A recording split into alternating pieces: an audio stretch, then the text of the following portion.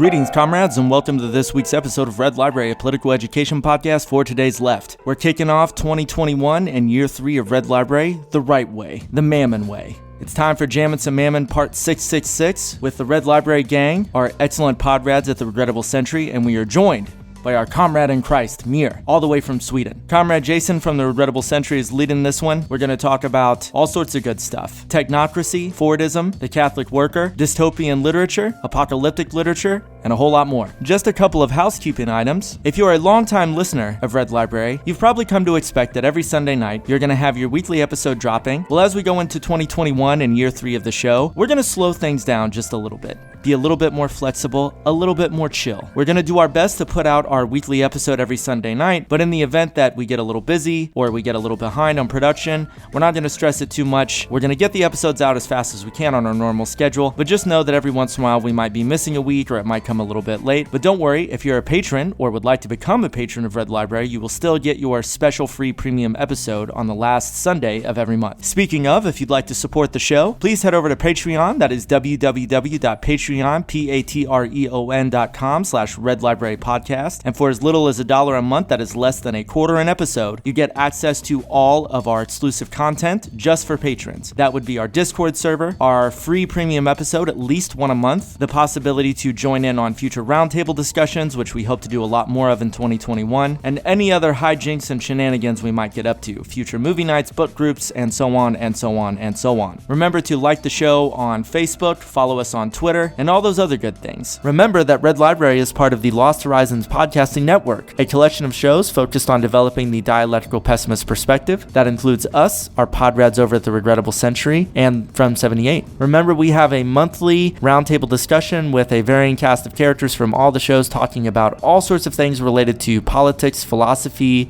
psychoanalysis, and all that other good stuff. You can find a link for that in the show notes, or just search on your favorite podcasting app. Well, here we are still, after all. One other small change to the show, we're going to be axing our normal outro where you get to hear me wax poetic and give you all sorts of inspirational, motivational quotes. So you're just going to get those now. Enjoy Jammin Some Mammon Part 666, and remember, comrades, until we see you next time, stay motivated, stay hydrated, stay liberated. Red Library, we out here. Peace.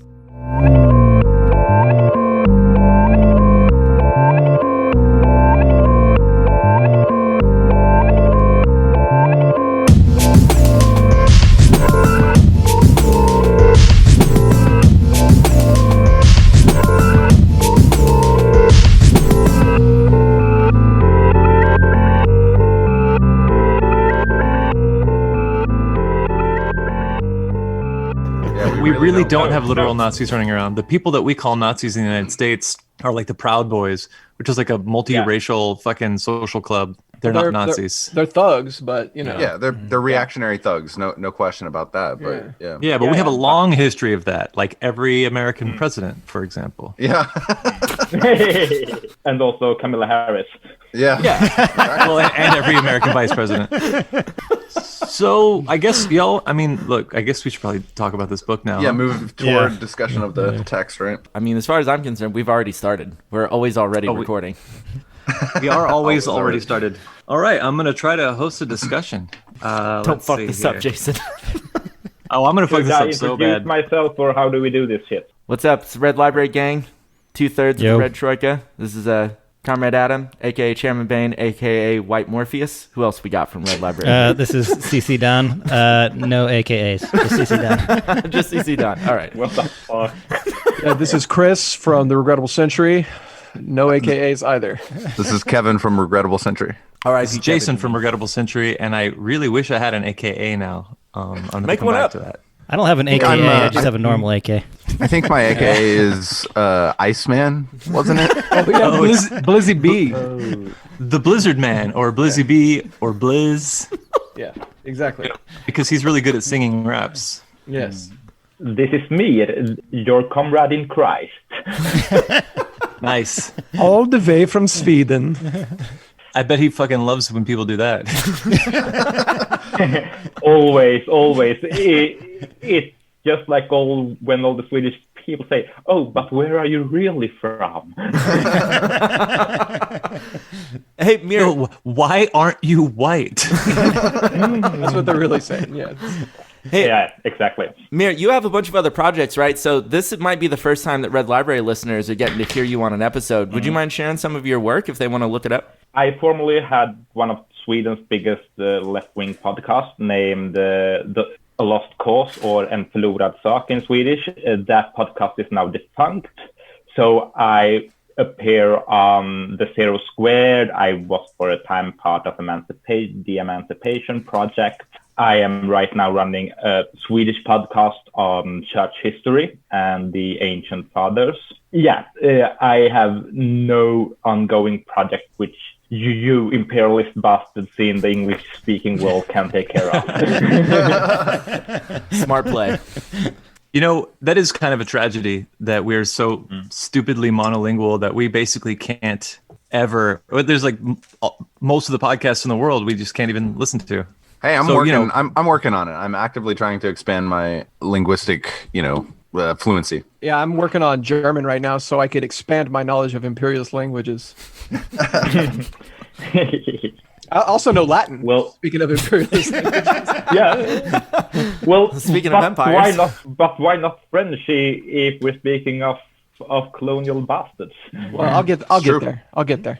Yeah, I'll get around to French next at some point. Maybe some Mandarin at some point. Hell yeah. I'm just going to find some kind of like pseudo anti-intellectual justification for not learning another language by making it like claiming some sort of extra working class credentials because I didn't pay attention in school, you know? Yeah. I feel like learning another language is just cultural appropriation. Oh, fuck me. Fucking, that's an airtight argument right there. That is like David Hume right. level airtight argumentation.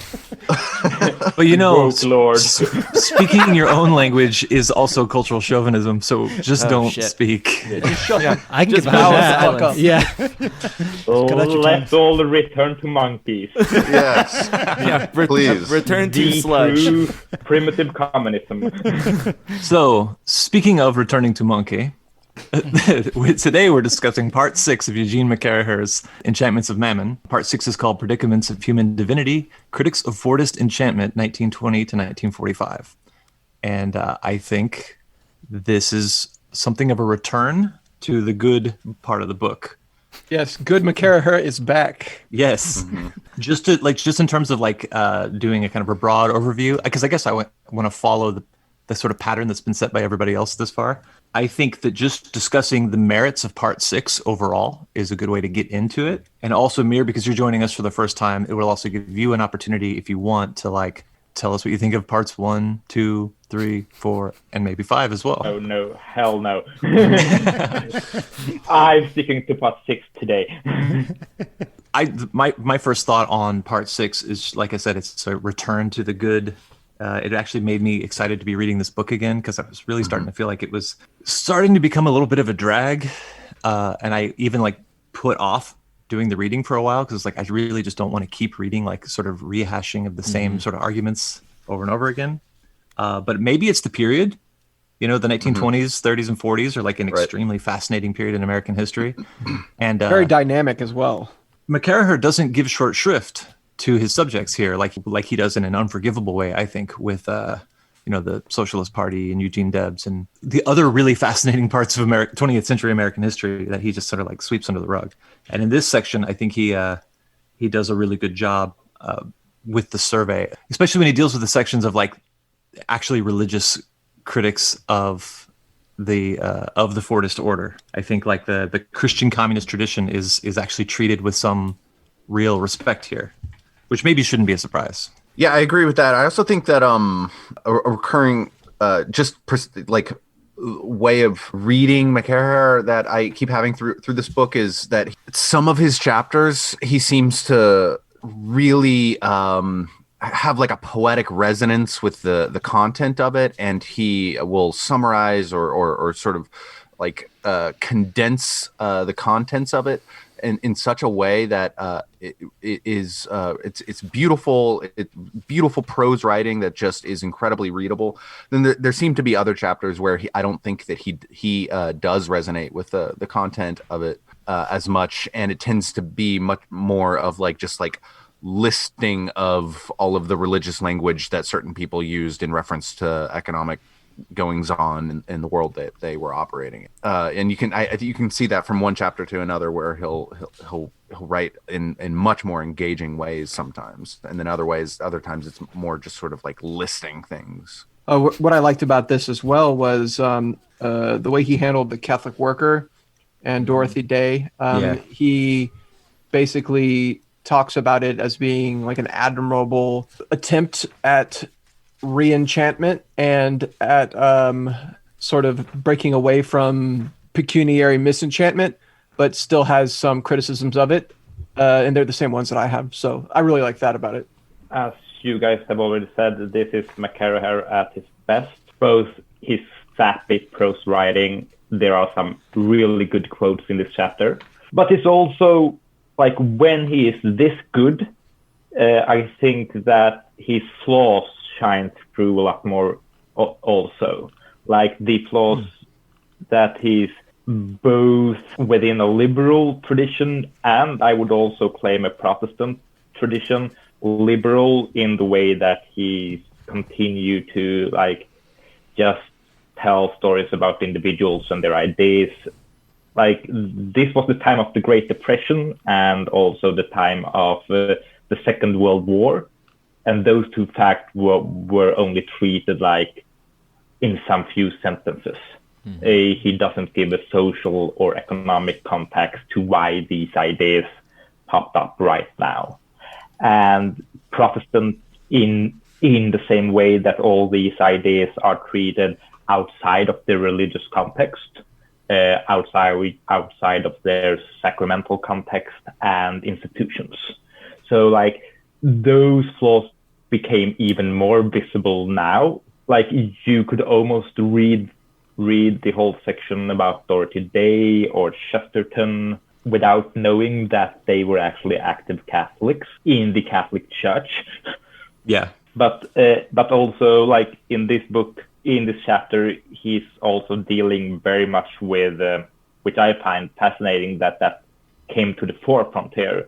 This like main divide between the new urban centers and the lost rural ways of life, and those two polar ways of life, and the fact that none of these thinkers could imagine a synthesis of both the rural and urban ways of life, which is within the Marxist tradition. The Marxist goal is to eliminate both the rural stupidity and also the cities. Like that's both Marx and Bordiga and a lot of other Marxists spends a lot of time seeing the rural and urban divide as the origins of class conflict. That is totally absent from here, that horizon of imagination. I would say I also really enjoyed this section more than maybe some of the previous ones. I think mostly because some of the historical figures and thinkers and intellectuals of the 20th century, like early to mid 20th century, are showing up, and I found myself being really captivated in the way he was writing about Adorno and Horkheimer, some of the stuff about Dewey and C. Wright Mills. It's interesting because reading McCarraher's approach to them without sort of what you're saying, Mir, like the institutional social context behind them, I just found, even if I don't necessarily liked that approach to it, it was interesting to see and read McCarraher engaging with those figures in that way. Yeah, I mean, I think one of the things I'm excited to talk about is the rise of technocracy. And to me, I think we said this maybe in the last section as well. I think we're going to start to see the real formation or constellation of a lot of the forces and the ways that we talk about these things that still, persist today, or I think they just feel very, very close to home. So I did really appreciate this session, even though I would still say I felt it to be like a collection of just figures and ideas. But I think at this point, it's like, that's what McCarraher's doing. And so I'm kind of like trying to read it on its own terms. I would ask you, Jason, so you said that you thought this was like a return to form or a good section. So when did you feel that the book became more of a like a little bit of a chore to read it, or it was a little bit more drudging through it? Because I would agree. I think the last couple of sections, I definitely found myself being like, I don't know, I'm kind of feeling like I'm getting bogged down. So when did you feel like it lost steam? Honestly, I think it was probably like section 4 or 5. Yeah, I think the first 3 sections were different enough in their survey and broader in their survey. I don't recall feeling like I was reading a collection of different just sort of snippets about, and this person thought this, and this person thought this. And then for a while I did. And so I do agree that that's still kind of what happens in part 6. I just think that there's a little bit more treatment of each subject, although that is also a criticism I have that I'll save for, well, I'll just say, but like my criticism of the last 2 chapters is that McCarraher spends like way more time on a couple of authors who I've never heard of, which is like fine because I learned a lot, but more on them than on like Dorothy Day. And as has been pointed out, the relationship of the Catholic worker movement to the Catholic Church, the social environment of the Great Depression, like he mentions that it's there, like, oh yeah, there's a Great Depression. And anyways, he moves on. But overall, I think you get more of a sense of the historical period in the section than the last 2 or 3. Yeah, and I think to jump off of Adam, what you were saying of like that there's like a lot of names that you recognized or had dealt with before, and it's interesting to see McCarraher talk about him. There's also like a lot of names that I hadn't recognized at all that I think seemed pretty interesting, and he was drawing from some artists and architecture and stuff like that I thought was interesting to hear about. And I think kind of is, at least to me, when I think of his best chapters, is usually like a mix of both names that I have heard of and names that I haven't. Totally. Well, who was the one that you ended up getting the book of? Was it Vassos? Yeah, it was Vassos. Yeah, Don actually got the Vassos book, and we were looking at it. It's pretty lit. Yeah.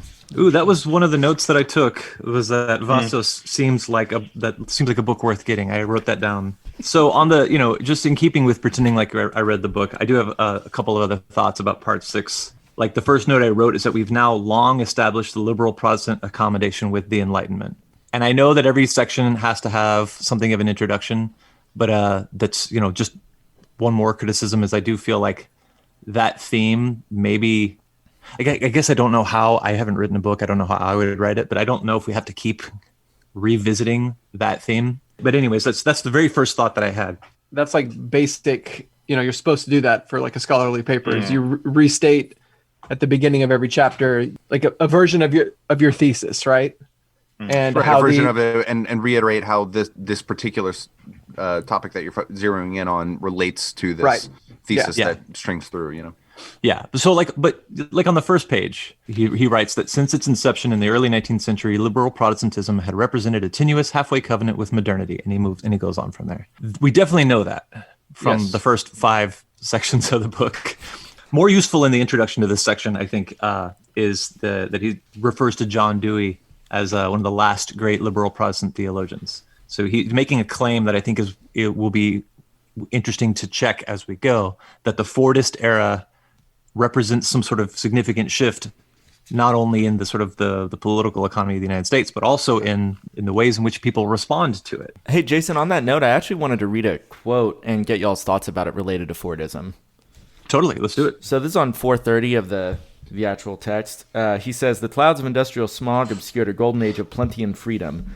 The promised land once foretold in religion lay just beyond the technological horizon. But to the other opponents, Fordism was not simply an unjust and oppressive system.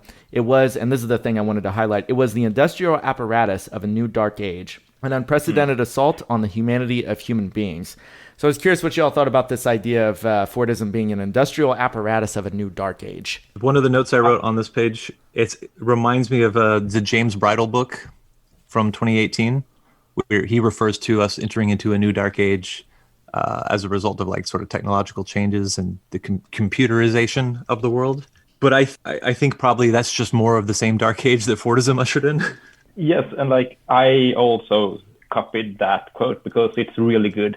And I'm thinking of this Italian economist Lazzarazzo. He wrote The Making of the Indebted Man and those kinds of jazz. And he also drives that thesis. His thesis is that neoliberalism, quite specifically defined, leads to new feudal lords who like owns everything, and the rest of us are serfs by the default of debt. So yeah, like I think that is true, and that the seeds of a new dark age can be found in Fordism, but I don't think it's fully developed yet. I think that's a bit of an overstatement. I think that these feudal relations are first since the 70s starting to be really noticeable. What would y'all say is the legacy of Fordism right now? I would say runaway climate change and ecological catastrophe for one. I was going to say that I thought that in retrospect, the criticism that this is ushering in a new barbaric dark age is turned out to be correct. But I also think that the Marxists were correct, that it didn't have to be that way. But that's one of our lost horizons, Totally. And I think that like the legacy of Fordism now, outside of just utter dehumanization, ecological catastrophe, and atomization, destruction of any kind of notions of collectivity. I mean, that's what it is. It's those. Those, and also the fact that we are no longer able to see things as enchanted outside of our own emotions, and therefore no longer can ascribe them any worth outside of economic boundaries. The thing that I was going to say that I forgot at the end, the separation of us from nature, like the utter completion of us from nature. Like we see nature as something completely alien and outside of us. But also not only the separation of ourselves from nature, but also the separations of our skills and our emotions from ourselves, which have become commodities in their own right. I find this really fascinating because I think that there is a interesting sort of like rebounding movement where the legacy of Cartesian dualism and separating like rational intellect from the emotions, I think we're seeing more and more that like emotions are becoming this privileged place of where there is some kind of enchantment or resistance to that, and also allows them to be commodified and exploited even more effectively. And I say this, as a therapist and someone who is like very much grounded in thinking about emotions and the body and stuff as well. So I was curious just to hear you kind of talk more about that. For me, that is a legacy not only of Fordism, but also of liberal Protestantism and Luther more specifically, that when religion and faith and feeling no longer are embodied in a subject, but have a privileged position, like if faith and feeling and love have a privileged position outside of yourself, those things can become subject to certain techniques, and those techniques then becomes open to market manipulation. Like my favorite example, which I always go to, is like Tinder. The most profound journeying for love becomes a commodity, but not only a commodity, but there's also a subset of commodity, like this is how you should talk at a date, coaching, this is how you should, like Alain Badiou talks about this really beautifully in his book In Praise of Love, that we nowadays want to be in love without the fall, that we want to be safe, and within the market, we try to buy safety from the risk of being in love. Wow. Holy shit, that's beautiful. There's a really great video of Badiou like talking through his ideas around love that I'll post a link in our show notes. I'd highly recommend everyone watch it. It was made by a film student. It's like 15 minutes, but it encapsulates that book really well. Yeah, and with that said, I don't want to endorse Badiou at all because he's a crazy fucker, which I don't agree with. But like he has some good ideas. Yeah. Look, I mean, it's not altogether different from my ability to write down that Spengler, Eliot, Huxley, and Lawrence all have really good criticisms of the Fordist era, even though they're all right-wingers. And actually, that's I think that when we talk about the legacy of Fordism, one of them is the way, I think, and it's something that's lingering, is the way that like liberals, social democrats, communists are all like equally enthralled to the idea of progress being wrought by machinery. And I know that that's kind of built into a Marxist conception of history more generally, but I think it is of a completely different order of magnitude when it comes to the Fordist era and the sort of the advent of the state capitalism and the Keynesian measures as like a soft partial socialization that kind of makes people feel more comfortable with the idea of organizing society.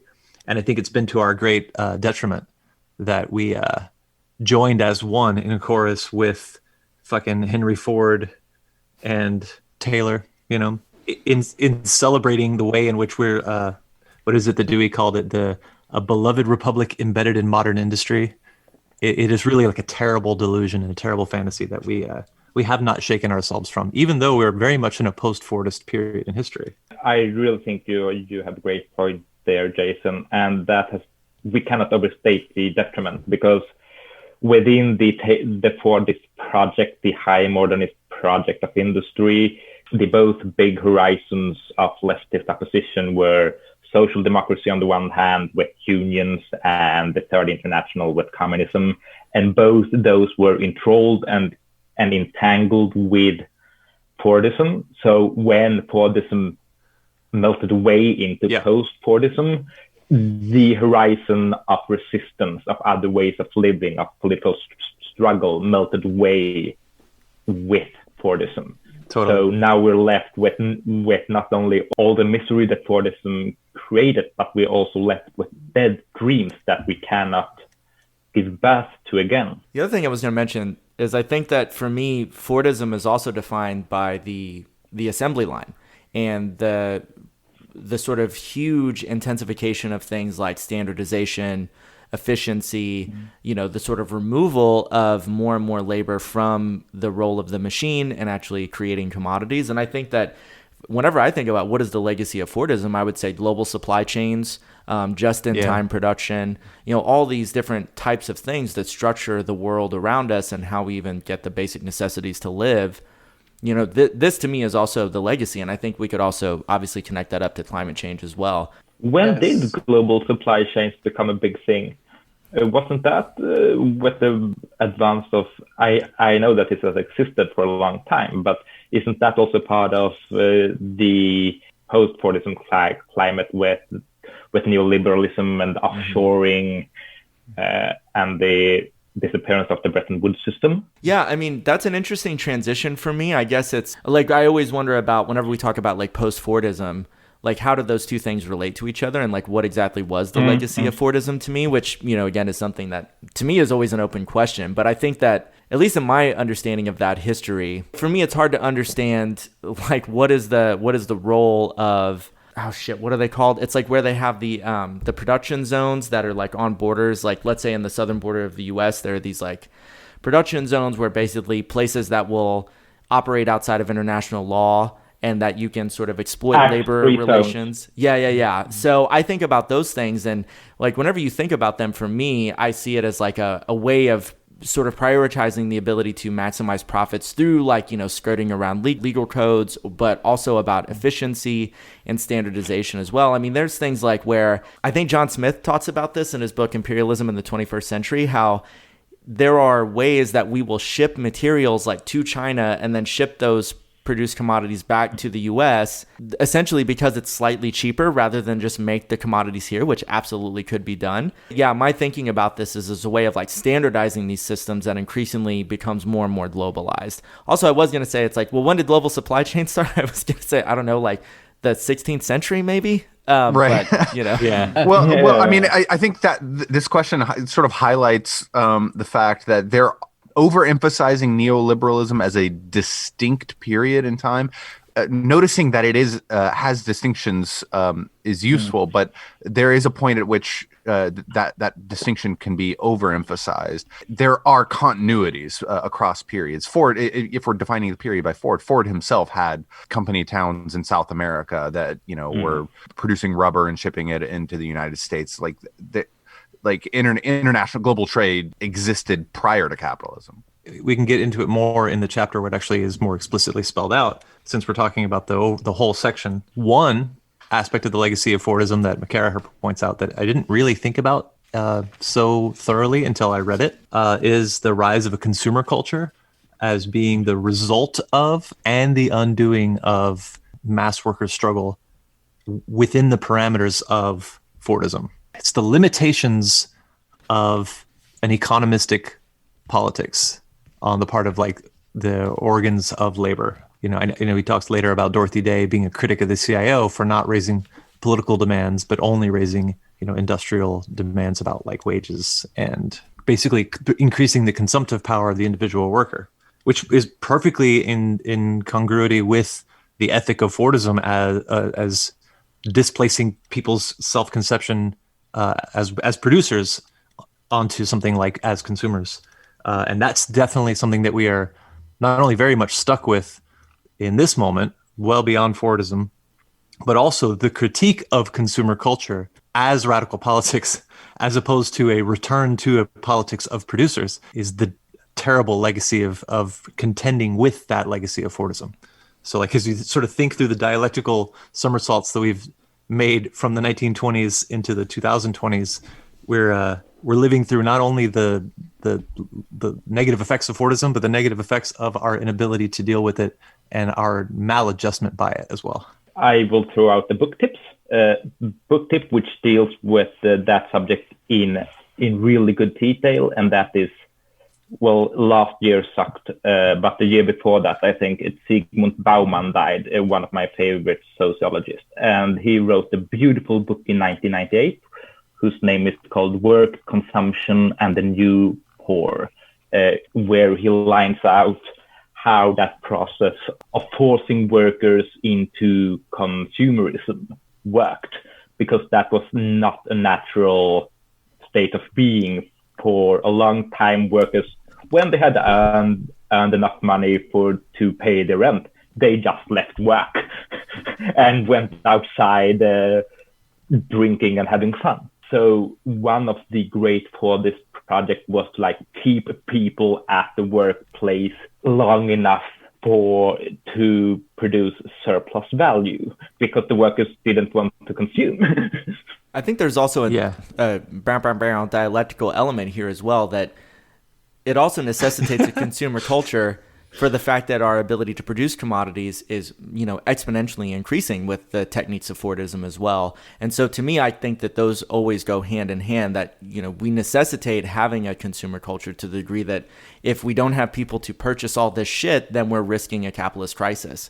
Yeah, I'm trying to decide whether or not I want to quibble with that exactly. I think all that about there's quibbling with this in off-air, so like, why not take it on air? Yeah, right. At least lean into the quibble, right? Yeah, just a little bit. I think that there's a good and healthy debate to be had about the actual origins of capitalist crisis, and I think that the crisis of underconsumption or a crisis of overproduction, which are the same, I think is not entirely correct, because I think it misses. I think that the origin of capitalist crisis is in the change in the organic composition of capital at the realm of production rather than the realm of realization of value. But I don't know how to have the argument well enough to like make it convincing. Well, because my response to you was going to be, explain that or I will fucking kill you. I think that would be worth a whole different discussion on another day. Is like, and I actually do want to do it. Like, I think because this is a big debate. It's not settled at all. Like, exactly. I'm reminded of it by this conversation of Dorothy Day's criticism of the CIO as not raising political demands. Don't fucking invest our retirement funds in the stock market. It should be off limits. Instead of just agitating for higher wages and for better retirement accounts, there has to be a political horizon for what those things can do, because capital will go into crisis and it will be workers who suffer. And often it will be because of the way that we've arranged things from this period onward is, we can have this lunacy where you have organizers of the working class really hoping that billionaire stock traders do well because of some quasi relationship between the well-being of workers and the well-being of the stock market. And not just because when companies go bust, they lay people off. Because it happens to be the case that when they don't go bust, they also lay people off. Because no matter how healthy the economy is, or how healthy the stock market is, working conditions are bad. People's livelihoods are bad. And actually, it's very profitable to lay people off. And it's, lean production is one of the consequences of lean production is smaller staffs, smaller workforces. Basically, the point is, no matter how it's doing, it's bad. That's what I really mean when I say the economy is bad. I hope it dies. I don't mean we should be cheerleading recession. I mean, we should be attempting to break this misenchantment of the economy as some kind of good thing, as some sort of thing that we're like rooting for. Like it's fucking Rudy playing at Notre Dame, It's like it's the bad guys. The economy is the sum total of everything that's done to us. And it is an expression of our intense alienation and misenchantment that we we're hoping it does well. It's like when you're at Stalin's bedside and you know he's gonna die, and you know he threw your fucking grandparents in prison or shot your girlfriend or whatever, but you still hope he lives because you've been basically trained to not see anything else. I just wanted to illustrate that whenever Bernie Sanders was doing well in the polls, there was a inversely proportionate dip in the stock market, and whenever he dropped out of the race altogether, the stock market soared. Just even the slightest bit of a hint that some sort of reforms that might help working people might happen. Yeah. When those went away, the stock market soared as a result. We want it to die. We want to kill it. Yeah. The economy, I'm against it. Yep, I'm against it. Friendship ended with the economy. Yes, like as Marxists, we all know that capitalism produces horse shit, even if it's in rise or fall. But like there is also an argument to be made that all revolutions and demands for change have come when in times of an economic up, because then people can imagine something better. People can imagine that this wealth that is produced can be put to better use. Surplus and good times produces the expanding of our imaginations. If we look at the big, also quite empirically, like when do revolutions happen? Revolution happens, resistance happens when things are going well, but not well enough. Mm-hmm. Or when there's an arrest of expectations, an arresting of rising expectations. Yeah. I didn't do a very good job of making that a transition into discussion of chapter 20. Next up, it's chapter 20. I would like the to... mysticism of numbers. Yeah, so I have a quote I want to read about chapter 20 related to technocracy, and then a question regarding the legacy of Fordism. McCarraher says, technocracy was always a madcap fusion of quackery, machismo, and utopianism. The hokum of charts, graphs, and jargon usually left audiences both wowed and confused. Sporting a fedora, which I actually did not just underline, I botched the word fedora, leather jacket, high-laced boots, and red bandana, Scott, who was just some technocratic asshole, presented a rough and ready demeanor, a clear contrast to the polished manners of financial barons and industrial magnates. This image of virile professionalism became indistinguishable from a proto-fascist personality cult. So I just wanted to read that quote. I thought it was a great description of this sort of subjective orientation of the technocrat, the connection to proto-fascism, and also the fedora, which I thought was just a great little detail. So my question is technocracy maybe a primary legacy of Fordism? Because if it is, and the idea of like technocrats is this like priestly class that are using numbers and sort of these techniques to compute a metric of joy on 434, I'm just curious about that, because if it is, that to me feels like maybe one of the most enduring legacies of Fordism is this technocratic priestly class. Yes. Cool. Yes. Good. And like I've heard that you guys like to describe memes. Yes, we do, Amir. So does Kevin. Kevin because he loves it so much. Yeah. Kevin loves those memes.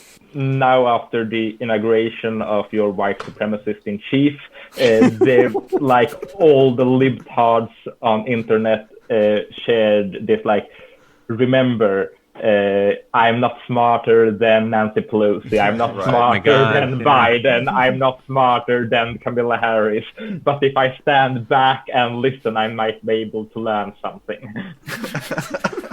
The perfect encapsulation of the legacy of this technocracy. I honestly, though, whenever the way that he presented technocracy just made explosions and fireworks go off inside of my mind as the mysticism of numbers, because I've been doing, over the last year or so, I've been going back and learning a lot more about ancient Greek philosophy and the origins of Western intellectual tradition as a thing. And right there at its core, all the way back to Plato and before him, is a mysticism about mathematics and numbers as being this wondrous, mystical, underlying unifying force in existence an elite priestly class can study and learn these features of the universe and that are embodied in numbers, and give them some sort of like superiority over humanity, over existence, a control of the universe, an ability to control the world by manipulating numbers. The way he describes technocracy as a mysticism, I found incredibly compelling, because it links back to the earliest instantiation of mysticism in Western culture or in the Western intellectual traditions, and embodies precisely that sort of obscuring of reality in favor of the raising an elite secret category of people separated from the rest of society as being special and unique and qualified, while everybody else is left out.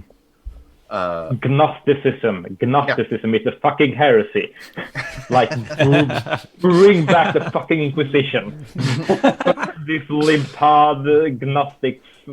That's really interesting to me, because it's not in the, I don't think it's in the chapter, but one of the early notes that I took for the chapter was I wrote that some of the harshest critics of Fordism were just anti-democratic technocrats and advocates of what Bruno Rizzi and James Burnham would later call the managerial revolution, where they envision like an entire, like, it's not just like a faith in the experts, but they actually they think that the next stage in human evolution is rule by the experts, right? By the philosopher kings or whatever. And like one of the things that in the chapter that's brought up that I never knew about was something like the Technical Alliance, which or someone like Thorst. I don't know if I'm saying this right. Thorstein. Oh, I can't read my own headline. I can't read my own handwriting. Thorstein Veblen, whatever. This guy calling for a Soviet of technicians and for a coup against the Anshin regime of business people and politicians. So the faith in technocrats is so great that it's like it transcends even a faith in like democracy and even in the rule of law. It really does take on a kind of like, it's almost like it's like the capitalist equivalent of like the Islam as state from like the 79 revolution. It's a complete shift in the worldview. But that doesn't have to be capitalism. There is a great strain of that in socialist thought as well. Totally. Socialists have been far too reticent to go into that shit. I'm thinking of Saint-Simon and Fourier were like basically technocrats. Capitalism is not managed properly. Most of the Second International were like also talking not as extreme of this, but there is this way of that if we just organize capitalism and the economy centrally, we can eliminate all these waste and these competitions and direct our striving towards a common goal. Like that, what is that if not this technocratic dream of Babylon? Well, if you study the Soviet economy in the Stalin era, after breaking the backs of internal opposition in the party, scaling back and eliminating any semblance of like Soviet representation of workers and peasants and so on, what you're left with is an administration of technocracy, where like this member of the Politburo would be responsible for railways and transportation, and this one would be responsible for food production, and so they would have these little fiefdoms, these little domains that they would run from their office downward, and then they would all report back to the Politburo as a whole.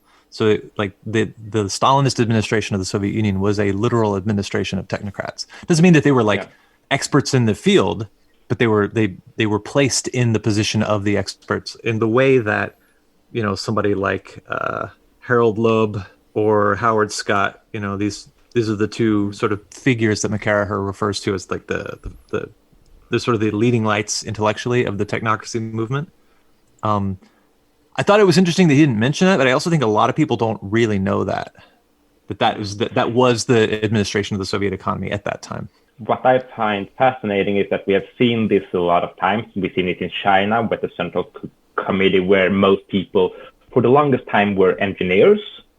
But what we see is that after time, these technocratic clusters have to go from managing technologies to managing social relationships and the antagonism which appears.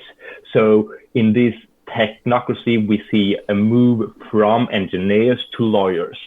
And lawyers are the technocrats of handling social relations and social dissatisfaction instead of managing the economy.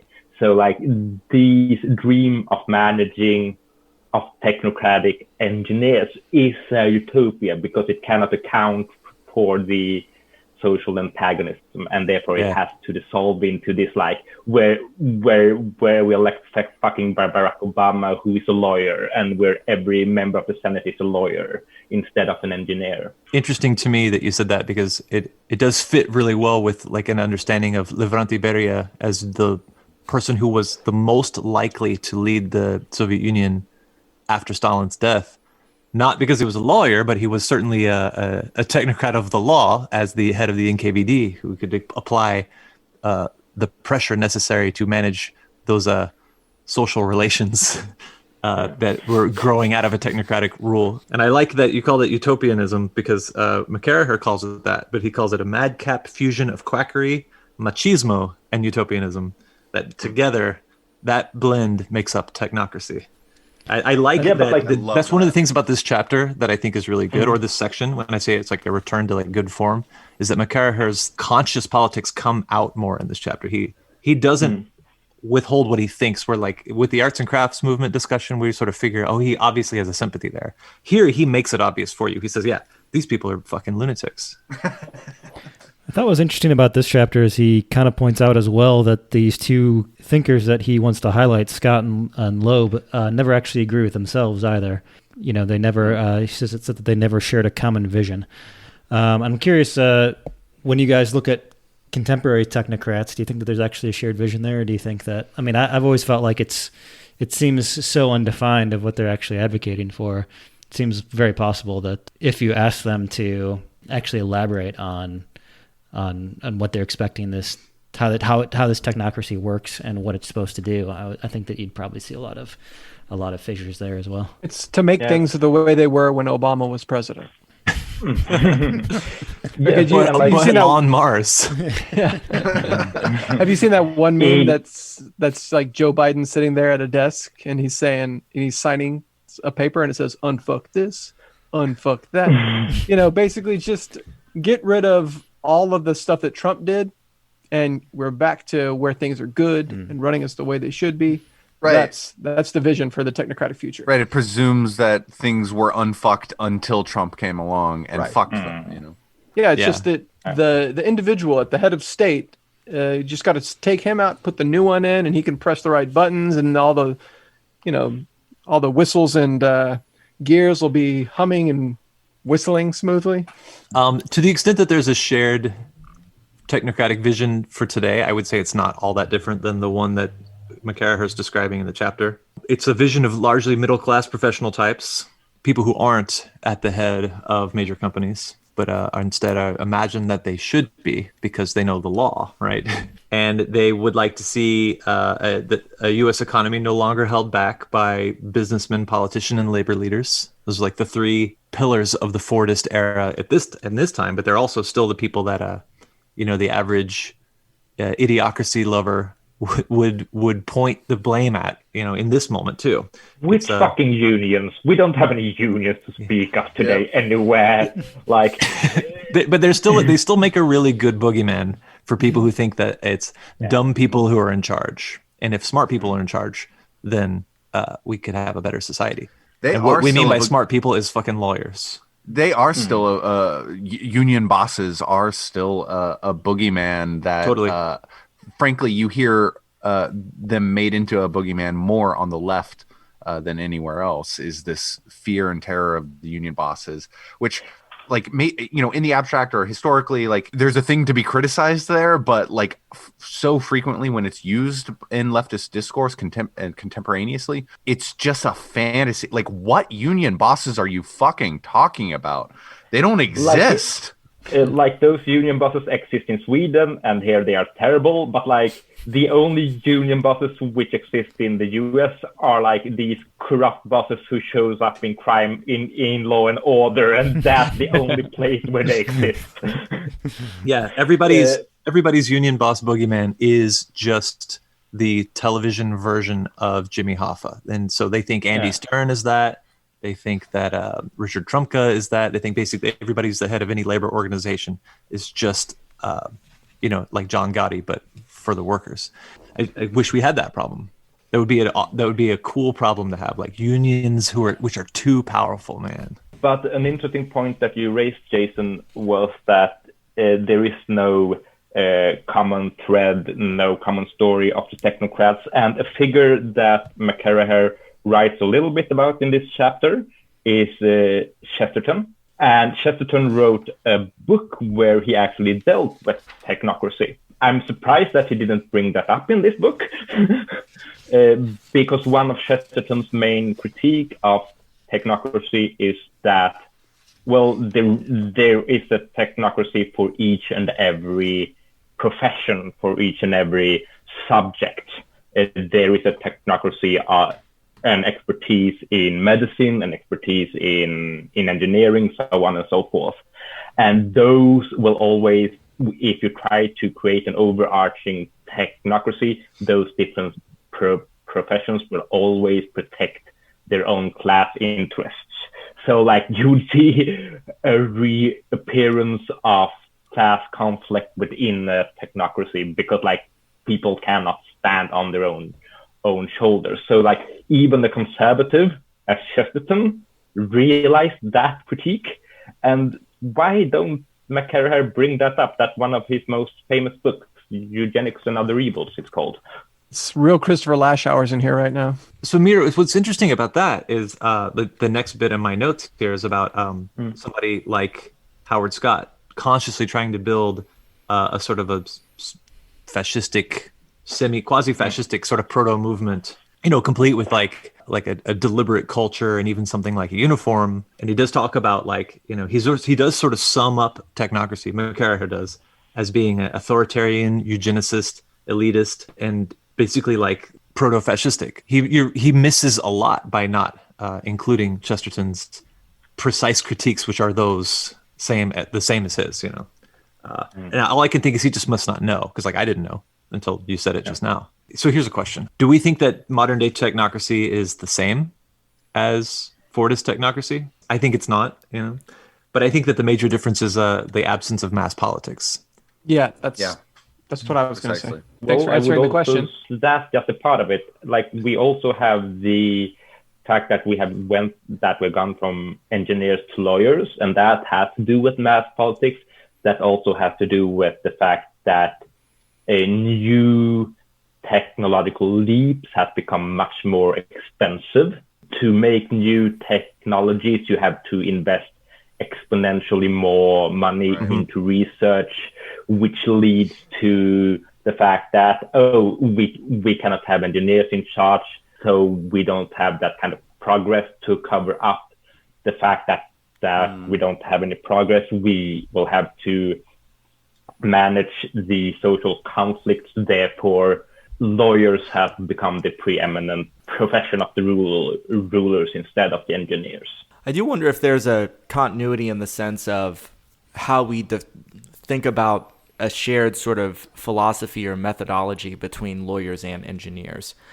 That's the thing I would wonder about. Like whenever we talk about, who is it, Scott and Loeb are the two figures, I could very well see how you could share a certain primacy of the scientific method or sort of rational legal codes or whatever to sort of, like you're saying, Mir, sort of, mitigate social conflict or whatnot. And at the same time, like that isn't going to give you a clear vision of what is the outcome of using these methods or techniques, but there can be a shared primacy of the techniques and methods and how we define what we are supposed to make sense of in the world. I could very well imagine that even today, if there is a shared thread between Fordist technocracy and today, it would still be that sort of approach. Like whenever we were thinking about Biden And like the meme that you were talking about, Chris, like the thing I thought is like, well, what do I think a technocrat is, at least in the realm of politics? There's someone who thinks you should means test who should be able to eat that day and who shouldn't. You know, who should have access to which like resources and who shouldn't. What is the acceptable amount of people who can starve and die without housing and food? You know, there are people who still think you can like test programs and do that prior to the fact and then run the programs. To me, I think that's what a technocrat is today. And the thing that they would share would be that sort of idea of like, you know, the mysticism of numbers, the scientific method, you know, the way that you should encode these sorts of things into law. I think it's shared. I think that it's probably the last thing that is shared, because I do think it's important to also, I think that today's technocrats are consciously pro-capitalist, whereas at least in this chapter, the people that we're dealing with were consciously not, like they were consciously anti-capitalist. Do you think that's because at this stage, at the end of history, like capitalism is the only game in town? At least, yeah, I think that's probably right. Yeah, it's like it's a result of living through the eclipse of mass politics, of the whole period, basically through the eclipse of modernity, and the idea that there is a future that can be constructed, that can be imagined and then made manifest in the world through the process of, you know, human ingenuity, and whether it's force or cooperation or reason or whatever the various methodologies that have been employed by human beings to try to like change the world. Nobody believes in any of those things anymore. So like someone like Harold Lubb can be arguing that like if we could eliminate the profit motive, we could construct a world in which people only have to work for 16 hours, right? And we can develop this culture of joy with the scientific study of religious ecstasy and achieve its attainment with pharmaceutical techniques. And now we don't talk about eliminating the profit motive, although we do talk about trying to eliminate our unhappiness with pharmaceutical techniques. Yeah, we definitely. But that's only so that you could be more productive at your job to make surplus value, because capitalism is not going anywhere. If we're talking about technocratic delusions, like the predominant one is that we can fix climate change with these incremental changes. Yeah, I mean that is the most obvious technocratic dream I can think of. That like, oh, we just change a law there, we raise a little bit of taxes there, all to like we even begin with geoengineering, all in the name of preempting any change of our social relationships and our means of production to save the planet. Word. It actually sounds like the end of that chapter discussion, but does anybody have any like sort of final thoughts on this chapter? No. I think we can move on, yeah. I suppose we can move on to chapter 21, Secular Prayers and Impieties, the Cultural Front as Migration of the Holy. I think that this was my favorite chapter. Yeah, this is the whole time I was like, oh, this is Jason's section here. That doesn't mean it needs to be the longest one discussed, but it's the one that it's the one where I thought it was the most political, or at least it was not it was the one that did the best survey of the political, as opposed to like, you know, the previous chapter, but by virtue of technocracy being a fever dream of a small number of individuals, we rightly only focused on a handful of the exponents of technocracy. In this chapter, we're talking about mass politics. So we're talking about the general movement of people in response to the profane nature of the Fordist era. So like, oh, right. So he's talking about people like Woody Guthrie and Paul Robeson, who are representatives of the masses and know it. And they're talking about the Popular Front, about the Works Progress Administration, about the broad American social democracy that existed in the 1930s as a response to the Great Depression. It's just, to me, it's a very interesting and really rich period to discuss. And so on that, I wanted to ask a question right away. I can't remember who said it. I just wrote this down, but I can't see the person who wrote it. But it's, you know, referring to the Popular Front as the unwitting, and specifically Woody Guthrie and Paul Robeson as the unwitting troubadours for totalitarianism, and the Popular Front as a dress rehearsal for consumerism. And I'm curious what people think of those charges. It's not so much the first one, which I think is pretty obvious. I'm going to make a guess that we're all pro Woody Guthrie and Paul Robeson. And if not, I would really very much like to hear why. But the other one, the idea of the Popular Front as a dress rehearsal for a consumerist society, to me, that's like the major charge that should be taken up in the first part of this chapter. You know, because it is one of the things that he makes it a point to find the people who have made similar charges, like Dorothy Day with the CIO, and he appears to make it. Adorno. He appears to make it himself as well. The idea of the Popular Front as the dress rehearsal for consumerist society is really, like, it seems to me to be rooted in the critique of the weak and watered down social democracy of the time as only having economistic demands about, like, communists as being the representatives of the American way of life and as defenders of, getting a bigger slice of the pie that workers make, the sort of the basic economism and the basic ethic of not challenging the rule of capital, but really only asserting the rights of workers. And McCarraher seems to think that we have really done a lot to undo our own work by building a culture of that, as that's the most popular expression of socialism in American history, is the one that basically just sets us up for the period that comes right afterward. I just don't think I agree with it, and I don't think that there's very much. It's an interesting political claim that's worth contending with, but he doesn't even put it in the language of the rest of the book. Like, it doesn't have a religious variant to it. It doesn't have like a spiritual side to the discussion. He does claim that that is the form of the Popular Front, which he talks about to make the jump to the Cultural Front, which he sees as the superstructure of the Popular Front, with the magazines as Partisan Review and these kind of new famous intellectuals in the left, or movie stars in the popular culture.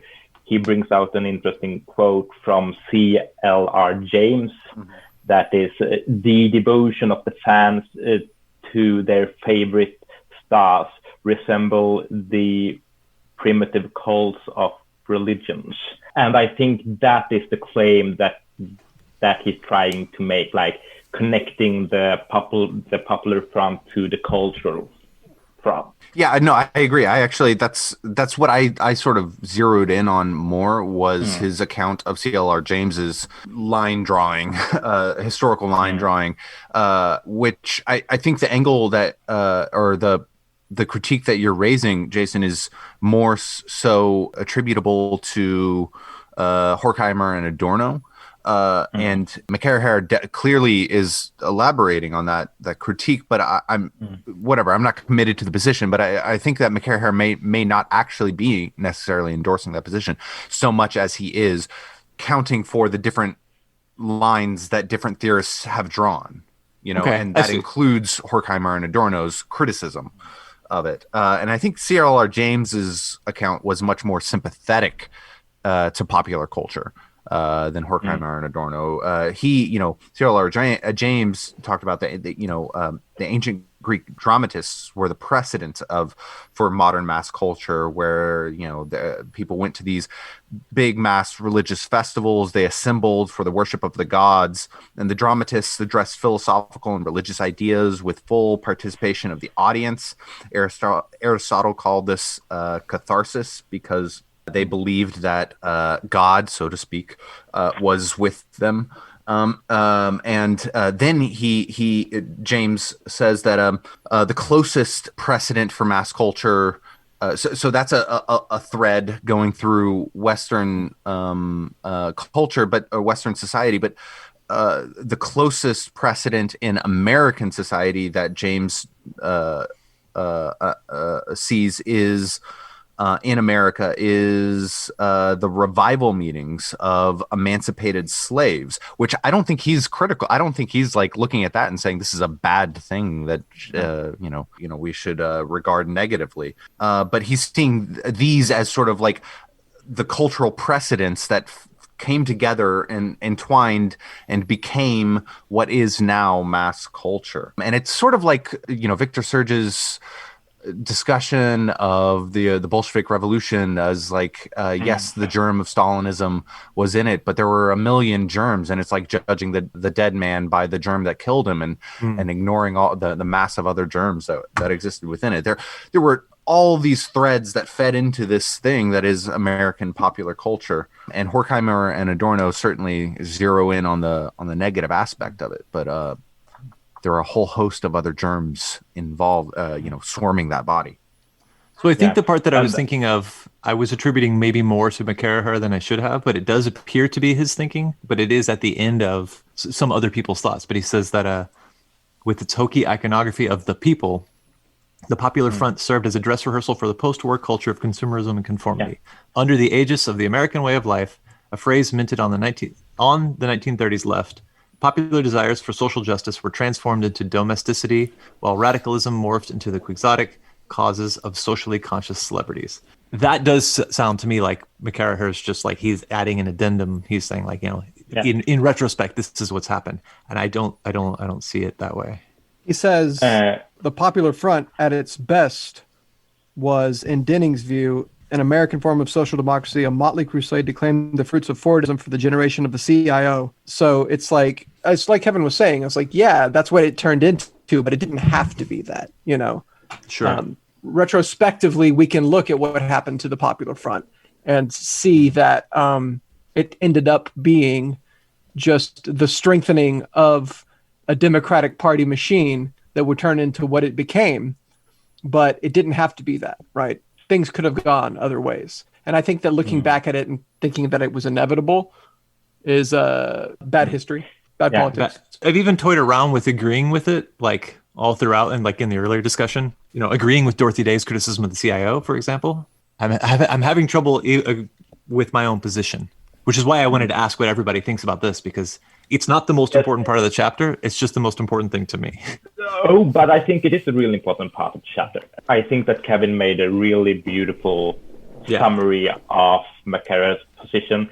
And I think that McCarraher is wrong, not only in his analysis, but also in his description, because both McCarraher and James claims that these new consumer culture has the structure of primitive cults and religions from Athens, from these festivals, from also revival meetings.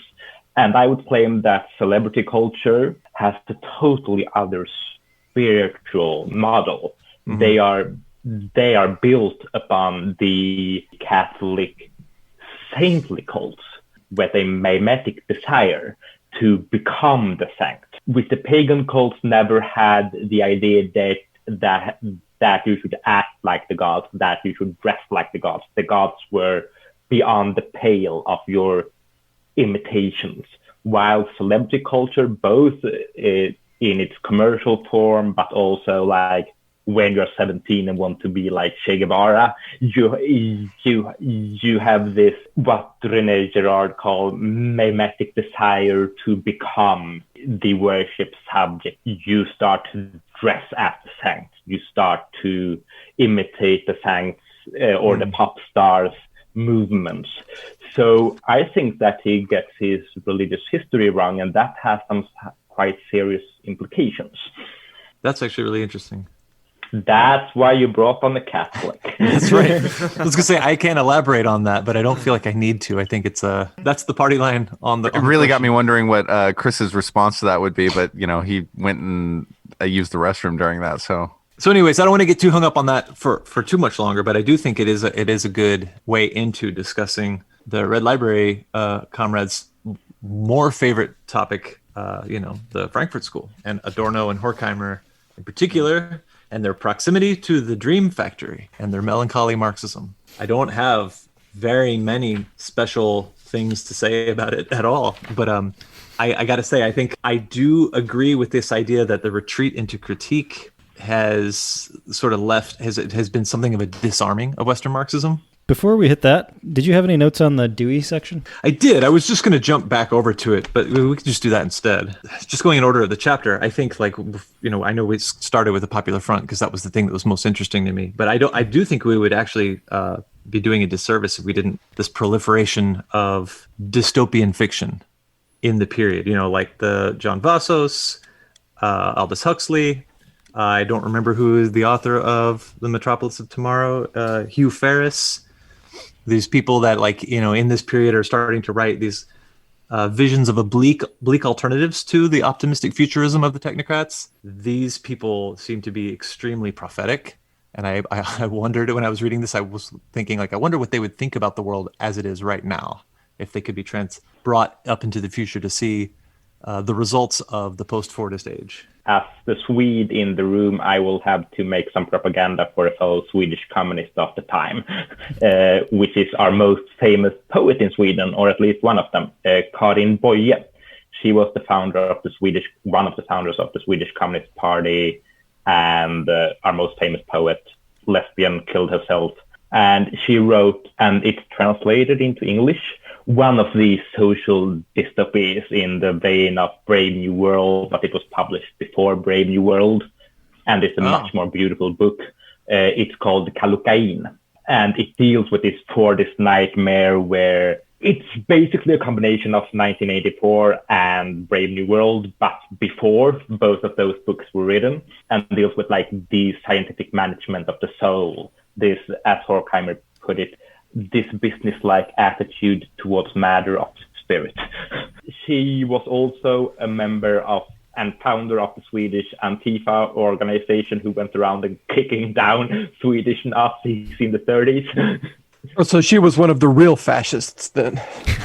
Yeah, absolutely. So she was the founder of fascism, is what you're saying. Exactly. There's a Hegelian joke to be made there about the thing that is anti actually creates the thing that it is against, but I'm not going to go there. Oh, damn. No shit. I appreciate you not. You already did. I think we are now there. Yeah, but I'm not going to say anything else. I was going to talk about Edward Bellamy's Looking Backward, though, to bring us back to the text. So I guess we could talk about the text. Yeah, perhaps we could. So this is on 443, just about a lot of these dystopian sorts of visions that like Vassos and others were starting to describe. McCarraher says, the quest for godlike mastery produces boredom, enemy, and madness. Thoroughly rationalized life underground, and this is in Bellamy's book, is a quote-unquote, is soul-deadening and pernicious. I also thought what was really interesting here, this is a very obscure reference, but he mentions Henry Stack Sullivan, who is a primary figure in sort of an offshoot of psychoanalysis called object relations that I'm a big fan of. But I actually thought this was really interesting because he references In Phobia, which is one of Vassos's works. He says, in Phobia, created with the help of his friend, psychoanalyst Henry Stack Sullivan, Vassos traced an ever-escalating trajectory of psychic agony, culminating in pantophobia, the fear of everything. And I was curious what you all think about that and how prophetic that fucking word is, considering the like spike in depression and anxiety and how we experience like just life and social relations today. Yes. I'm afraid of everything. I don't know about y'all. Yes. I think that's pretty typical of Zoomers. Zoomers are absolutely afraid of like literally everything, like answering the phone, ordering a pizza. You know, everything is mitigated through an app instead, because everything outside of the app mitigated world is terrifying and anxiety inducing. That's not a critique of Zoomers as a generation. I don't want to sound like the old millennial here. No, it's a critique of the society that we live in, Yeah, and the terrible, degree to which terrible society we live in. When did we fucking millennials become old? probably about 10 years ago. 10 years ago, yeah. Oh, fuck me. Some of us were Maybe just a bunch of, born. like, you know, there are people who are adults who I can't relate to because they're so much younger than me that have a completely different way of experiencing the world. All they do is eat hot chip and lie, you know? That's right. All they do is... I do want to say something about the literature that McCarraher is doing a survey of early in the chapter, because it does seem to me like there's a missed opportunity to make some explicit references to McCarraher's religion, and like specifically the Book of Daniel and the Book of Revelation, that this sort of apocalyptic literature is just treated as being like, you know, some people who were not enthralled to the religion of Mammon, essentially. And I think that there's something richer there. There is a tradition of a vision of a terrible future that is actually very much a part of the millenarian religious tradition, broadly defined. And if it's not, somebody who knows much more about religion should tell me, and tell everybody listening to the podcast too. And I think that the focus on dystopies and this melancholy view of future lust, which this literature focuses on, is a precursor to what we have seen today with the enclosure of the future, with the fact that it's already then people could start to feel, as Mark Fisher put it, that it's easier to imagine the end of of the world and the end of capitalism, that mode of thinking had not taken hold yet, but it was a mood that certain artists could tap into and ride the tiger. My sense would be that I actually think that dystopian literature is different from prophecy, prophetic literature, or apocalyptic literature, only because I feel like those would primarily be seen as like redemptive. Like whereas I feel like dystopian literature is, I mean, I think that they're writing with the idea of like, possibly we can avoid this, but like when you're in the dystopia, there's essentially like a lack of hope. Whereas I feel like for something like Revelation, the entire idea is that even though those events are terrible, and they're being imposed by I think that would maybe be a little bit of a difference too, is that these are being imposed by like the divine, whereas in dystopian, it's sort of like us that are doing it to ourselves, and that's why it wouldn't be seen as redemptive necessarily. So I think that there's maybe a relation, that's a good point. Maybe a relation there, but I don't think that they're necessarily the same, or at least I wouldn't think that they're the same. Correct. The apocalyptic literature is the unveiling of God, which burns away our sin, because we can't stand the sight of God, while the dystopians are so many veils have been put forward so that you cannot even imagine the sacred anymore. Well, there's also ways of interpreting, like the Book of Revelation and other sort of apocalyptic literature, that it is meant to be a reflection of the dystopia that exists at the time.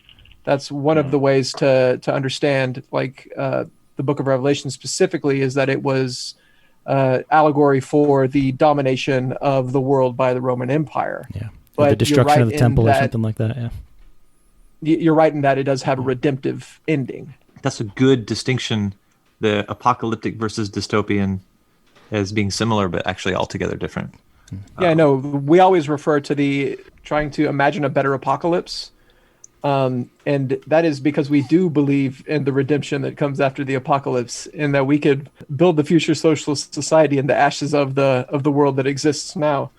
This is dystopia, and we are looking to build something else after the apocalypse. Yeah, right. Actually, so on that, I did think that this figure, Kenneth Burke, who comes up next in the chapter, there's the music critic for The Nation, is a really interesting guy, because he talks about the myths as psychological tools for achieving solidarity, which are as real as food, tools, and shelter. And I was curious what people think about some of the stuff he puts forward, like culture as secular prayer, cultural history as a series of clashes over sacred symbols, and the notion that there is little difference between the wiles of advertising, the exhortations of religion, and the appeal of revolutionary propaganda. He actually seems like somebody I want to just learn more about more generally, but I think that I think he's hitting on some really interesting things there. I think a lot about Zizek when I read about Kenneth Burke, like this notion of secular prayer as a critique of this vulgar conservatism, where like, the youth of today are just lazy and playing computer games and wasting their time. No, this is the kind of mimetic social prayer where you discipline your spirit towards a goal, you discipline your body, that consumerism, even in its most vulgar guises, like, I don't know, Netflix and Supergirl or fan culture in both, are a kind of prayer and a rigorous spiritual experience where you devote yourself to a higher cause.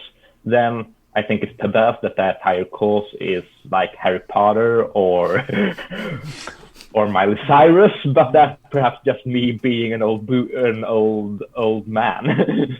No, I think I agree with you and Debord that celebrity culture is one of the most disgusting, and I would include fandom within that. Yeah. You know? One of the most disgusting aspects of the depoliticized nature of spectacular society. I think there's also an interesting way that Burke is connecting up not just like advertising and consumer culture, but how if all these different things are ways that we are like battling over symbols and like how we understand the sort of like mimetic relationship to these things. I think that you're talking about. I mean, this is on 446. He says, in Burke's view, there was little psychological difference that distinguished the wiles of advertising, the exhortations of religion, and the appeals of revolutionary politics. Indeed, Burke underlined the similarities by suggesting that if ad men hawked cigarettes by depicting smokers in pleasurable situations, then radicals should portray the communist future as desirable as well as just, in the same way that the, quote, best artists of the religious era recommended or glorified their faith, unquote. So I was curious what y'all thought about that, because he seems to be saying that, at least Burke is, that everyone has to engage with the way that symbols have this kind of sacred quality and how we relate to them. And it's really a question of, are we really taking that seriously enough? Because he also, a little bit further down, says, though cynical and greedy, the capitalist clerisy was the most enlightened of all priesthoods, perceiving the fundamentally material nature of human desire and action. For Burke, the capitalist vocabulary of behavior offered up the most readily answerable of all secular prayers, an ingenious and suggestive vocabulary of supplication fulfilled by science and technology. Curious, because I know that we've talked in the past, I know you all have talked about this, I think, with Varn as well, about some of McIntyre's stuff, maybe, that like Marxism is a sort of like secular religion, or this idea of like redemption and revolution is this sort of, you know, second coming kind of myth that is secularized.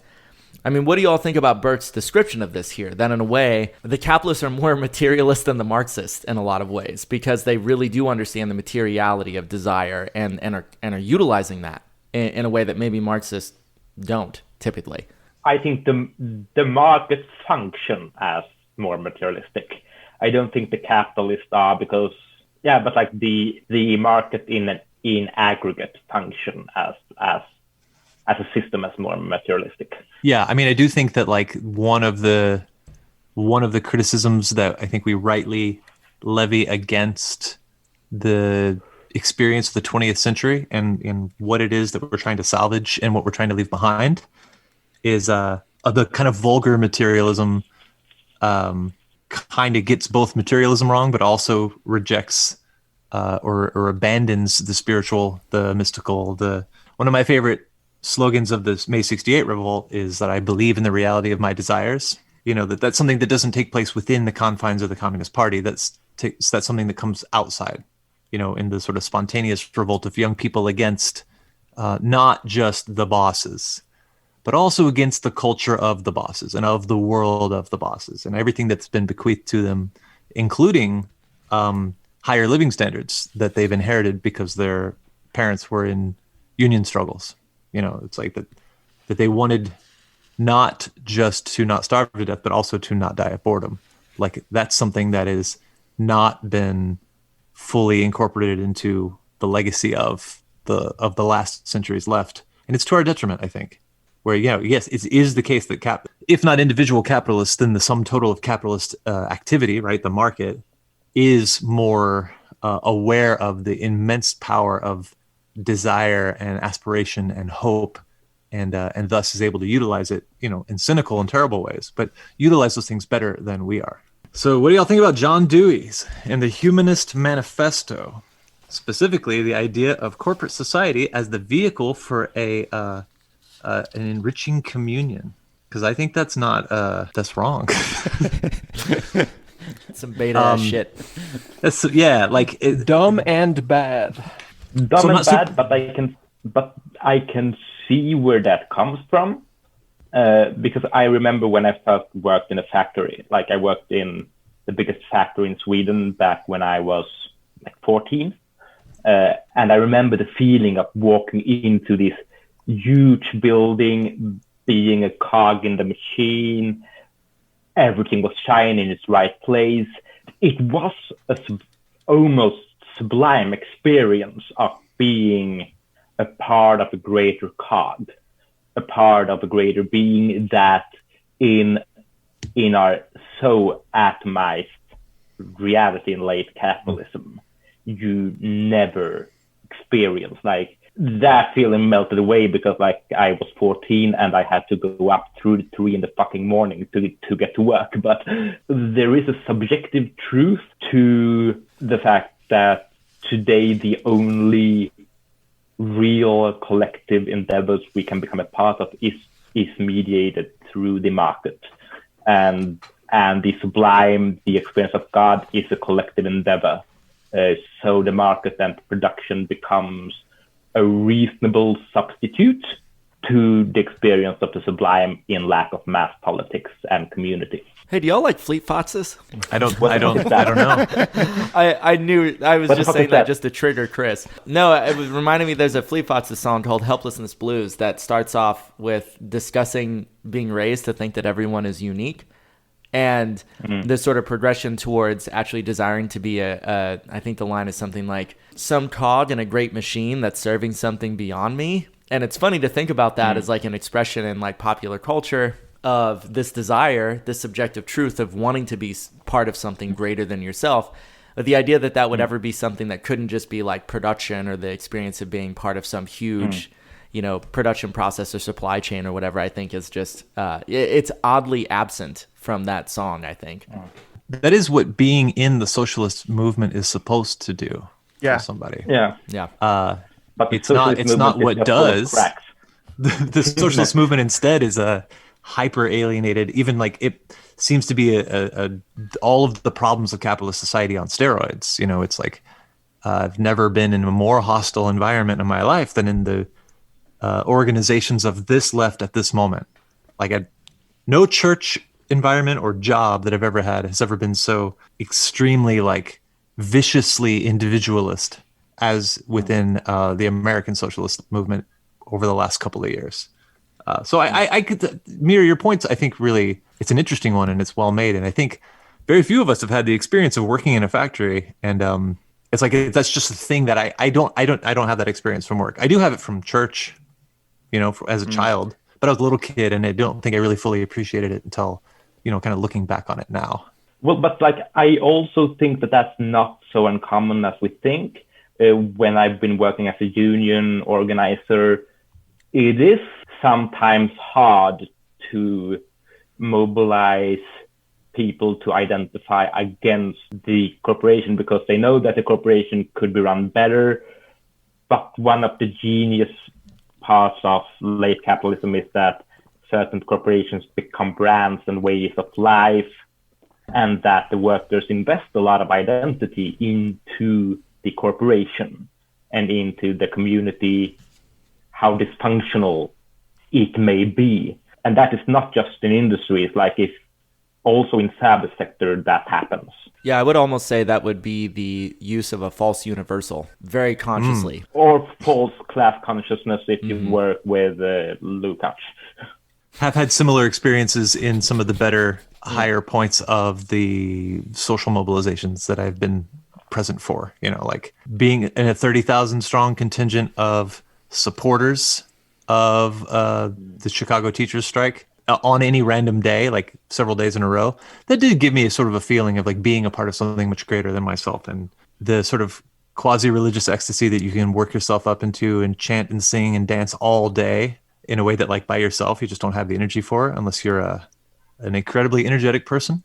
But there's something about that kind of collective atmosphere that does actually, your unique individual sense of yourself kind of melts away as you become both in body and soul part of the crowd.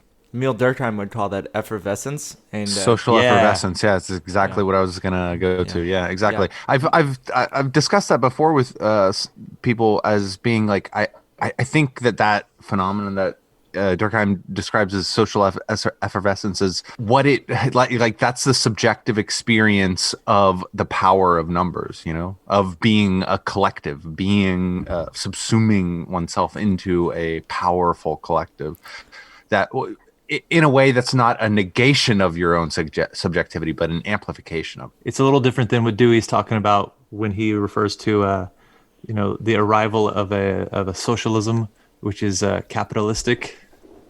This kind of common faith that he's describing, to the best of my ability to understand it, is just completely different than everything that we're talking about. Here's my thinking right now. I'm torn because part of me thinks that the whole rest of the section can be pretty neatly divided into two categories. One is a continuing survey of individuals and their individual thoughts, like Nathaniel West, and we haven't really talked about Adorno and Horkheimer, and a whole bunch of interesting people, but then a lot of actually, I think, not super interesting reflections on things like The Great Gatsby. And then the other half is stuff like Father Divine and the Peace Mission, the Catholic Worker Movement, which I think is actually the most interesting stuff in the entire section that we read. And I would be happy to kind of breeze through, like do a lightning round of what people think is interesting and politically useful and important. It's because in my estimation, we would spend the majority of the time talking about like the Protestant agrarians and the Catholic personalists. Yeah, I think that that's really where the best stuff in the whole section is. I think this is the beauty of being in control of the discussion. You can do whatever the hell you want. So cover whatever shit you think is interesting. Yeah, I will chime in about the channel your inner Stalinist. Yeah. Fucking iron fist. I will just say I think that honestly the stuff he has on Adorno and Horkheimer I don't really think is anything that hasn't been said about them. Just the potential of sort of an infinite regression into critique, and sort of I think he calls it a sort of a kind of Mandarin approach to being an intellectual. So I mean, as much as I did, I always will read shit about Adorno and Horkheimer. I didn't necessarily feel like, outside of just his writing style, which I enjoy, I didn't necessarily think you're going to get something revelatory about them. Right. I mean, that's kind of, I didn't have many notes about that section for that same reason. And I know we did already talk about the New Deal coalition as the fragile juggernaut and the political modesty of the CIO and the debilitating toxicity of racism. I mean, not really, but we did talk about like the Popular Front as laying the foundation of consumer culture and being the undoing of the fruits of its own successes in other contexts. So I guess then I'm going to land on wanting to skip ahead to talk about the Small is Beautiful, Chapter 22, the Agrarian Radicals and Catholic Worker Movement, and basically round out with that. Unless people really do think like, F. Scott Fitzgerald's deserves as much as he has in the book, because I don't think he does. I think that McCarraher is very obviously really a big fan of like fiction, but I don't think that it's as important. Yeah, I don't think that it's important to ever talk about F. Scott Fitzgerald ever again. Okay.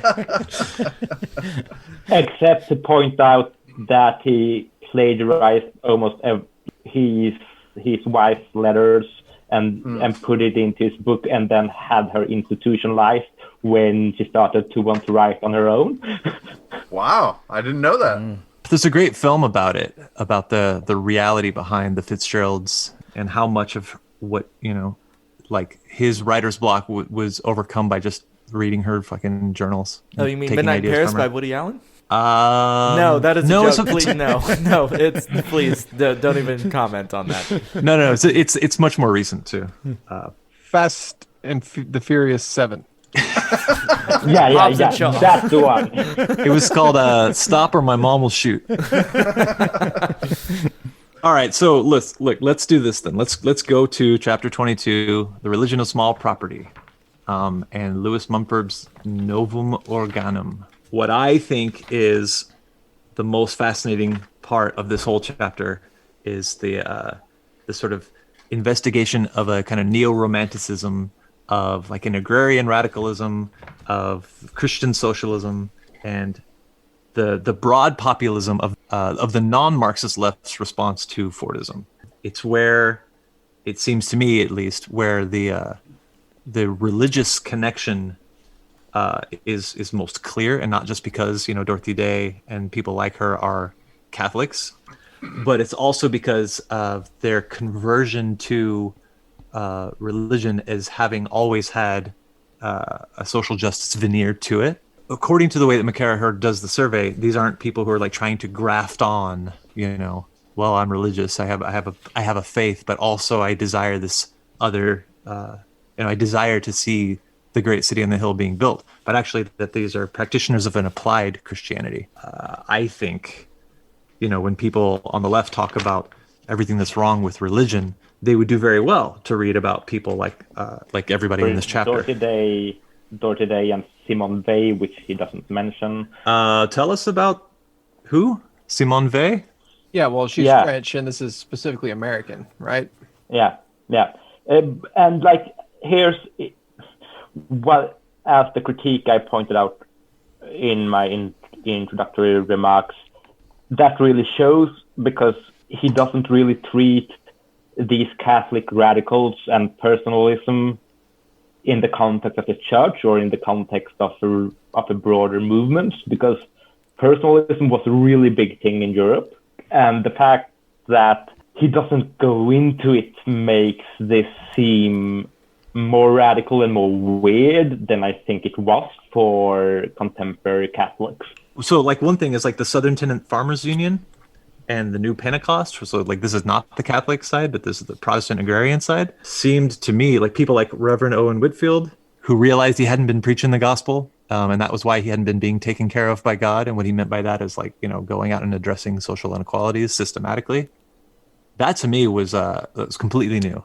I'd never heard about these people, but I think it's fascinating. Yeah, me either. I didn't know the Protestants did anything good after the Reformation. Yeah, I mean, we've gone on record as saying so a couple of times in different episodes. Nothing in the Reformation was good. Let me just put that out there.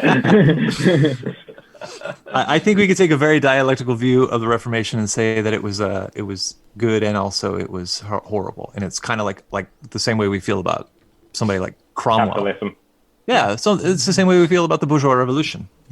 Yeah. It both unleashed our creative imaginations about the future and also tore asunder all that we clung to for security and hope, even in hope in the future.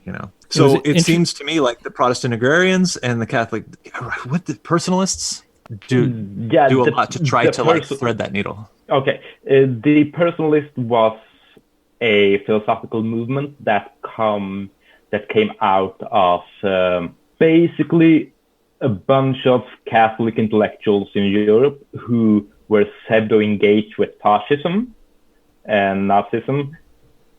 Quite soon, like already in the 20s, realized that, this isn't any good. This fascism and extreme right is not the path forward. So they engaged with Marxists and existentialists and came up with this existentialist movement, which is actually the foundation of the Catholic Church's official theology today. John Paul II, Ratzinger were both immensely personalistic thinkers. And that it is an anti-capitalist view that tries to thread the needle between that view the human subject as a person and not as an individual. A person is formed within social institutions and cannot exist outside of it. Most personalists were anti-capitalist, but not revolutionary. Christian democracy, early Christian democracy in Europe comes out of this tradition. And we're like the middle pathway of distributionism and control of workers, like basically the workers through the unions would control half the factory and the bosses would control half, this kind of cooperation between workers. Sort of corporatist distributism, right? Yeah, exactly. Well, and McCarraher does a good job in this chapter, I think, of laying bare the contradictions, and he's not super sympathetic to the the what he calls the religion of small property. Like, all throughout, the whether it's the People's Institute for Applied Religion or it's the I'm trying to think of this other group here, whatever, all of the various groups that he surveys and the individuals that he surveys in this chapter, he does sort of come right up to just calling them petit bourgeois utopian dilettantes, even though he's obviously very sympathetic with their impulses. He also does do a good job, I think, of illustrating that he sees their movement as doomed. I like that he quotes Dorothy Day when she says, "Ours is indeed an unpopular front." She talks about the shrinking number of Americans willing to labor in small workshops and on farms, even cooperative ones. So it's like this chapter to me it's a survey of the doomed romanticism of like small proprietor socialism or anti-capitalism or whatever. He draws explicit like reference or similarities between the the works that were at like Brook Farm and New Clairvaux and things like that, of just kind of like failed small socialist communities as well.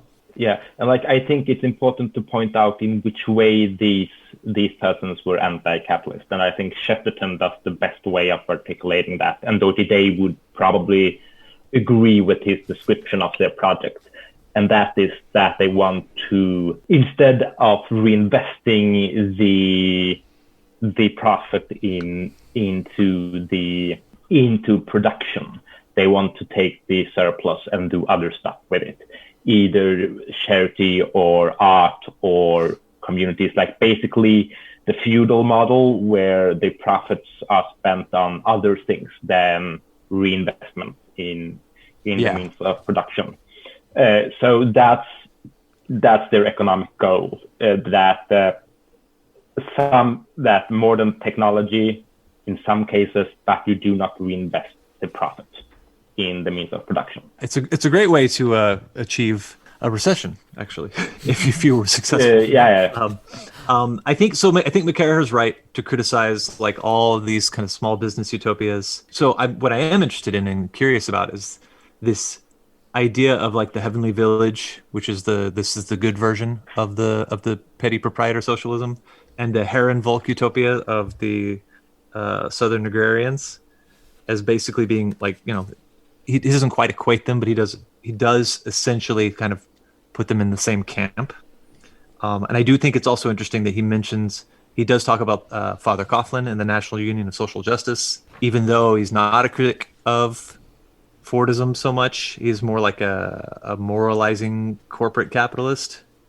And I also learned about Monsignor John Ryan, the Right Reverend New Dealer. I guess I want to know what people think is actually important and interesting now that we're trying to hurry through what is probably the best section. Because to me, it's the main point has been made already. It's just that McCarraher has a sympathy, but not too much of a sympathy with the neo-romanticism of this set. What the sort of Catholic and Protestant romantic anti-capitalists brought to the table was a critique of Fordism in the dehumanization of Fordism and the separation of labor from the alienation of labor, that the same thing that Marx critiques, but their solution to it was just to have a smallholder economy, which I think that as nice as that sounds, I guess it's not possible, nor do I think it is even like really at this point, at this stage of the development of a society, even desirable. But I really think that the way that the personalists described the human person as Mir mentioned before, being like realized within the community, specifically in this instance of the community of the church. It's sort of what we keep talking about. We keep bringing this up. This is something that we keep bringing up. The idea that rather than individuals existing in society as individuals, we need to conceive of individuals existing as part of the greater community, as part of like the body of Christ, specifically is what they're talking about here. But what we mean is the community of the brotherhood of humankind or whatever, or brotherhood, sisterhood, personhood of humankind. There we go. That's. I was going to say you could use the word family, but that's another thing that people on the left would immediately give it a negative association to. Yeah, but fuck that. So family includes anybody that you incorporate into your life and with those relations, including people you're not related to. Well, yeah, it doesn't have to be nuclear family, right? know? I mean, we're not talking about the capitalist bourgeois nuclear family here. This is why we are always over time. Well, I just wanted to say that as Dominic Toretto in the Fast and Furious film franchise series would say, we don't have friends, we got family. Yeah, there you go. I've never actually seen full one of those movies. Don't your loss, do it, man. Comrade. But I think that it's really one thing that I find fascinating about this chapter is when I compare it to the European personalist history, is that this is an idea personalism is an idea in Europe, which has had quite immense political consequences in Europe. And when you transplanted that idea from its social fabric of agrarianism and also quasi-feudal relationships that still existed, a large artisan milieu that still existed in Europe into the US, it was basically doomed to become like a small eccentric way of life that was a beautiful failure. While in Europe, we have like, it's still living. Like nowadays, almost only in right-wing iterations, like the German Christian Democratic Party, like their working programs is that prioritizes artisan work and artisan training with old master's degrees, like artisan, master, apprentice, so on and so forth. And that is a tradition that is still living in Europe, much because of personalism. But this is a great materialist explanation of ideology, that you cannot just take an idea outside of its social fabric and import it into the US, where the social relationships aren't the same. Makes me wonder what McCarraher would say if he wasn't just so focused on the US, if he could relate the sort of European history of personalism to this one. Like, would he have the same critique? You know, would it actually alter his critique pretty profoundly? Yeah, it would be interesting Yes. to see if he wrote, if he would ever write something that would just be a more comprehensive study of some of these subjects in a broader, you know, like global context. Like, instead of doing obviously this is a history of, you know, the Enchantments of Mammon in the United States. It'd be interesting if there was, I don't know how he would do it, but some kind of a follow-up. Just be The 2,400 other pages. Enchantments of Mammon. Yeah. The Enchantments of Mammon Part 2. Yes, and like in one of the reasons also, I think, why personalism never took hold in the US is that you have this tradition of natural rights that is connected to politics, while in Europe, basically, the personalists were the first ones who connected the idea of natural rights to the individuals outside of the nation state. So the UN Declaration of Human Rights is basically a personalist project, that the humans have rights outside of their native nation. Right. And in the United States, our Catholicism is Protestantism. Yeah. Yeah, McCarraher like actually does refer to the full incorporation of Catholicism into Fordist society at some point in this chapter. Yes, because like personalism is basic, and it hasn't taken hold within the U.S. Catholic community, as far as I know, to the same extent. That's one of the reasons why American Catholicism is so weirdly reactionary, and that's like your Catholics are Protestant. Like, take your most famous Catholic reactionary today, Taylor Marshall. A fucking nut job. Like, he is a Protestant. He just doesn't know it. No, he's a fucking like evangelical fundamentalist. Yeah. Well, we should probably move forward from this. This is what y'all get for letting me have the wheel. I guess we do have to talk about chapter 23 a little bit, don't we? Like, I mean, we should at least mention it. Go for What's it. in it? You can Mention name the it. title if you want. Yeah, I that's will name sufficient. the title. F. Scott Fitzgerald. So the last chapter in this section, Human Divinity, F. Scott Fitzgerald, James Agee. I've never said that out loud before. And the Son of God. To me, this was the least remarkable chapter of any in the book so far, which flies against, in some ways, what I have said about this section being one of the better ones. But I just feel like this chapter is one of those, feels like, to me, it feels like an addendum. Like maybe he could have just talked about what there are like 3 books mentioned, maybe whatever, two authors mentioned in the whole chapter is about these 2 people. And it probably could have just fit into the other chapters, where, you know, alongside the dystopian literature. But he seems to be a big fan of these 2 writers. So I don't want to talk about Fitzgerald unless anybody else just has something they want to say. I'm much more interested in the book Let Us Now Praise Famous Men, which I've never read, but now want to read as a result of having read this chapter. It sounds really interesting, and I like that it was regarded by some as the most moral effort of the period, which I don't think is true. I think the CIO and the Communist Party were, but still makes it sound like a good book. And also the Catholic workers, like they were like, the tragedy with their failed project is that they were like actually saints. Or today is literal saint today. Yeah. But like their political project was failed, but unlike most of the communists, they were actually good people. Dude, brimming with virtue. Yeah, I mean, the only notes I have on this whole chapter basically amount to there are like a couple of really well-written literary expressions of discontentment with the age, and if you are looking for some novels about what it feels like to not like the Enchantments of Mammon, here are some of them. Yeah, that's exactly the entirety of my notes on the section was just that. Here's some cultural thinkers and their explicitly secular wonder at the world and the emptiness of wealth in the Fordist era. I actually do have one thing I want to add, if anything, on this chapter related to Agi I thought was good. So this is a quote from McCarraher on 503. Bottom paragraph, he says, Agi kept a principled distance from the American left not because he opposed revolution, but because he thought the revolution they envisioned was not radical or transformative enough. As he explained to Partisan Review, the achievement of a communist society should only be a part of much more and a means to an end. Agi feared that by making communism into an ultimate good, the left was endangering a greater human blessing as well as the revolution.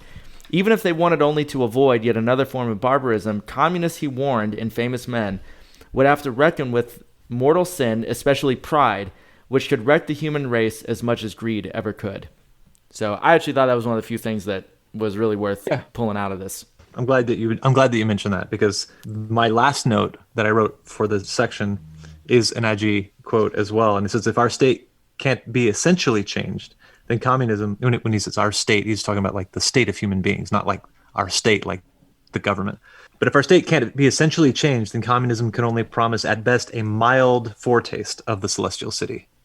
So he's like, he's hitting on this theme that is something that we have touched on a lot, which is that not addressing the question of alienation and what we can call the spiritual needs of human beings is one of the great failures of 20th century socialism.